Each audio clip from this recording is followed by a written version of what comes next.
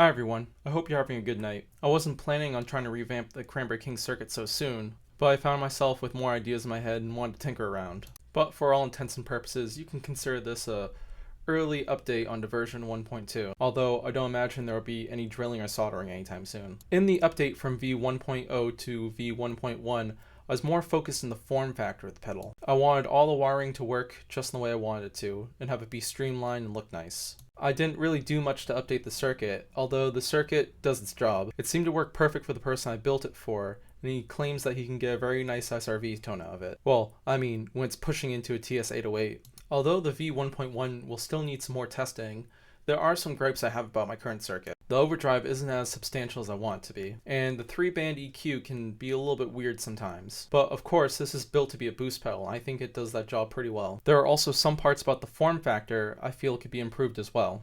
Although, I think the pedal looks beautiful, big and bold right now.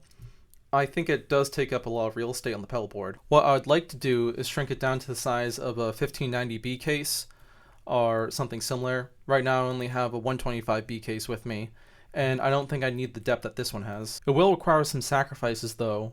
I think the most obvious target right now is these 3 knobs used for the 3-band EQ. Now, I like the idea of having a 3-band EQ, but I think it's the first thing I would take out if I was trying to save space. However, I think I could still keep the 3-band EQ just as internal trim pots, and maybe even adjustable from holes within the side of the case. A hypothetical layout, if you will, not sacrificing any LEDs this time. We still have our bypass to turn the pedal on, an additional boost we can activate, and then the OD has been relegated to just the DP-DT switch. I'll work on improving the OD later. And then the EQ activated and controlled by internal trim pots. Well, that's just sort of my thinking right now, thinking about what the next form factor might be, and just sort of keeping that in mind. I do want to shrink it down to sort of a more normal pedal size.